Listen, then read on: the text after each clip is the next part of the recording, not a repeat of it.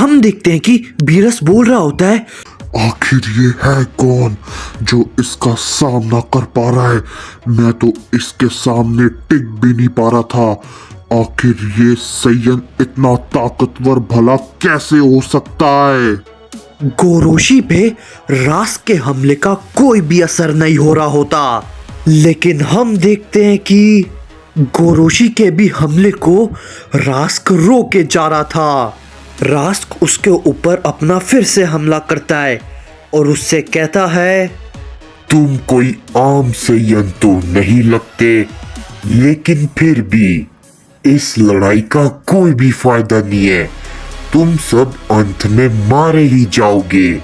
इस पे गोरोशी कहता है, दोबारा ऐसा कुछ बिल्कुल भी नहीं होने वाला, समझे।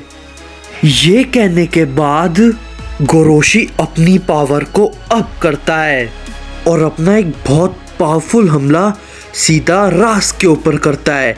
लेकिन गोरोशी के हमला करने से पहले ही हम देखते हैं कि रास्क गोरोशी के सामने आ जाता है और उसके ऊपर एक बहुत पावरफुल पंच करता है, जिससे कि गोरोशी थोड़ा सा दूर जाके गिरता है।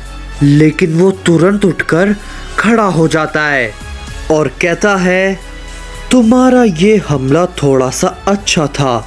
इस पे रास्क कहता है, मैं जानता हूँ सैयन, तुम काफी ताकतवर हो, लेकिन इस ताकत को बचा कर रखो, क्योंकि आगे इन सब की तुम्हें काफी जरूरत पड़ेगी। बहुत ही जल्द हम दोबारा मिलेंगे। ये कहने के बाद हम देखते हैं कि रास्क वहां से तुरंत ही गायब हो जाता है। इस पे बीरस कहता है, हे, अब क्या तुम मुझे बताओगे कि तुम आखिर हो कौन।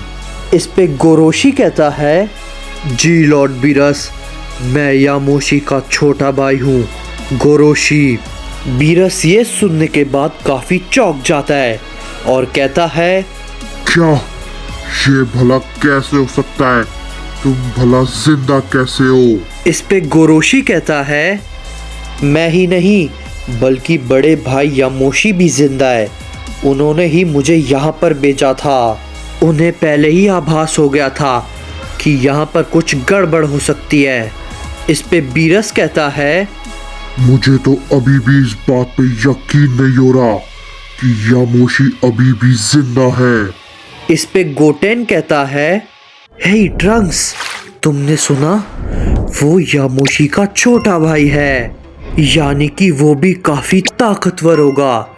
इस पे ट्रंक्स कहता है, हाँ, वो पहले सुपर सैयन गॉड थे, मैंने उनके बारे में सुना था।